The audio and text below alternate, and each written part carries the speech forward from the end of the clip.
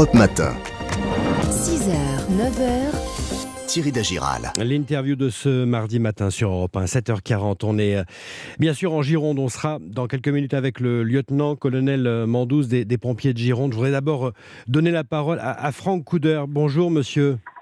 Bonjour. Vous êtes le directeur du camping de la Dune au Pilat. C'est bien sûr le camping que tous les Français connaissent, celui où a été tourné le film avec Franck Dubosc. Comment vous allez ce matin, monsieur ? Le réveil est difficile. La nuit J'imagine. était courte encore une fois. Votre camping a brûlé hier, hein ? Oui. On n'a pas encore pu voir l'étendue des dégâts, mais on sait qu'il a brûlé. Il a entièrement brûlé ? On ne sait pas en fait. Bon, je pense que c'est... Vu le feu qu'il y avait, je vois pas comment on aurait pu sauver une parcelle. Vous arrivez à digérer la situation, à la comprendre, à penser l'avenir ? Pour l'instant, c'est plus de la désolation, de l'incompréhension. Après, voilà, c'est la fatalité. Moi, j'ai vu les pompiers, hommes, femmes, hier, essayer de défendre les campings, parce qu'il n'y a pas que nous. Franchement, c'est héroïque ce qu'ils ont fait. Et puis, à un moment donné, ils ont été obligés de lâcher. Mais ça, je préfère dire aujourd'hui, j'ai plus de camping, plutôt que de regretter d'avoir encore le camping et puis qu'il y ait eu des blessés ou des morts. Bien sûr, bien sûr. Vous êtes à Arcachon ce matin, vous avez été hébergé avec vos salariés également, hein ? Oui. On se quitte pas depuis la première heure. Comment ils vont, eux ? C'est bien sûr aussi leur travail qui a brûlé hier. Pour certains, c'est toute une vie. Ma responsable réception, ça faisait 35 ans qu'elle était là. Ouais. D'autres, on venait de leur signer un CDI, donc ils avaient trouvé du travail, une nouvelle stabilité.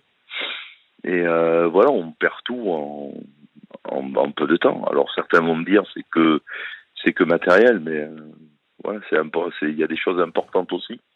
J'en ai la moitié qui s'était installée justement sur le camping pour 2 mois pour être au plus près de leur travail. Ils ont perdu toutes leurs affaires. Monsieur Couder, c'est combien d'années vous étiez à la tête de ce camping ? Moi, c'est la 12e saison. 12e saison. Et puis c'est surtout une entreprise familiale, c'est pas. Bien sûr. Même si votre épouse était en cuisine, hein, c'est ça ? Elle était gérante du restaurant, ouais. Du restaurant. Ouais, Julia.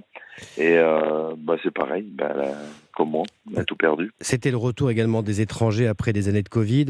Vous arrivez à évaluer les pertes, même si j'imagine que c'est bientôt pour l'instant ? Non, on n'a pas. En fait, jusqu'à hier, on s'est concentré uniquement sur nos clients.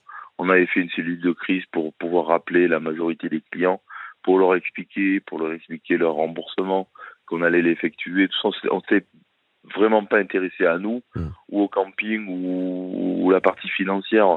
Avec Aurélie et Sébastien Cordier, on avait décidé de faire ça et puis de se mettre autour de la table pour parler du côté financier après. Bien sûr. Mais malheureusement, le feu nous a pas laissé le temps, donc c'est comme ça. Votre camping est connu par tous les Français puisque c'est celui qui a servi de lieu de tournage au film Camping avec Franck Dubosc.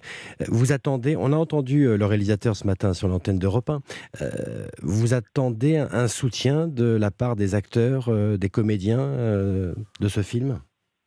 On attend, je sais que Fabien, lui, a tweeté dès les premières heures. Le réalisateur Fabien Antoniente. Le réalisateur, donc on attend peut-être qu'il pourrait nous aider à atteindre les pouvoirs publics pour qu'on puisse reconstruire au plus tôt. Voilà le soutien surtout dont on a besoin.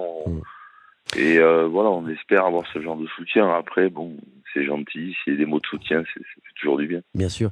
Vous en appelez à l'État ce matin également pour pouvoir vous aider financièrement ?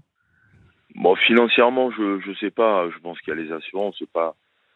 Non, on attend de l'État qui vienne peut-être nous voir et qu'on puisse se mettre autour d'une table et pour savoir comment on va reconstruire et pour pouvoir reprendre le plus tôt possible. Nous, dans notre rêve absolu, c'est la discussion qu'on a eue avec les équipes, c'est de reprendre l'année prochaine déjà.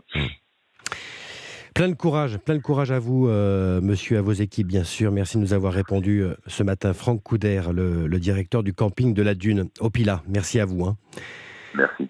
Je me tourne à présent vers vous, lieutenant-colonel Arnaud Mandous. Bonjour. Bonjour. Du service départemental d'incendie et de secours de Gironde. 7e jour de lutte, comment s'est passée cette nuit? Comment vont les hommes sur le terrain?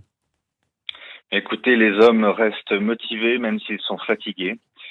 La nuit s'est globalement passée difficilement, mais nous avons tenu. Toujours avec ces vents qui tournent, on a le sentiment d'un incendie complètement incontrôlable. Non, l'incendie n'est pas incontrôlable. Aujourd'hui, l'incendie continue de progresser, mais il n'est pas du tout incontrôlable.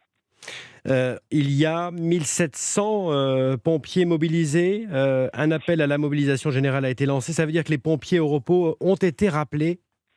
Oui, je vous confirme, les pompiers au repos ainsi que ceux en congé qui ont été tous appelés pour renforcer les casernes du département de la Gironde.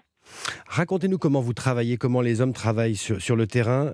Vous créez des couloirs sans végétation dans le but de stopper, d'encercler ce feu? Exactement, c'est une des techniques que nous utilisons. En réalité, l'objectif est de priver le feu de combustible et de contrarier sa propagation.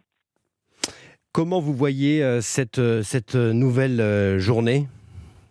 Écoutez, les conditions météorologiques seront un peu plus favorables aujourd'hui, même si nous avons encore du vent. Donc écoutez, nous continuons notre travail.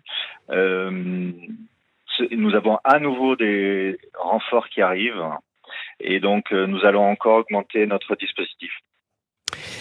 Comment vont vos hommes? Je vous posais la question tout à l'heure. Il y a cette peur quotidienne pour ceux qui sont au front face aux flammes?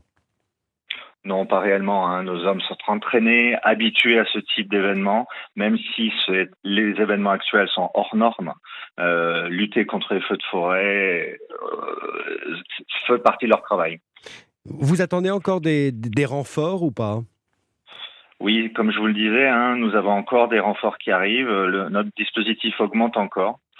Et le rappel de l'ensemble de nos hommes et de nos femmes des sapeurs-pompiers de la Gironde nous permettent vraiment d'investir encore plus lourdement sur ces événements. Ouais. Merci à vous, merci à tous ceux qui œuvrent bien sûr depuis 7 jours sur ces feux. Le lieutenant-colonel Arnaud Mandous du service départemental d'incendie et de secours de Gironde ce matin sur Europe 1. Merci à vous. Merci. À suivre, Rémi Godot de l'Opinion, ce sera l'édito politique. Attention, chaos énergétique à venir et puis la partition d'Omblin Roche. À tout de suite sur Europe 1. Europe Matin.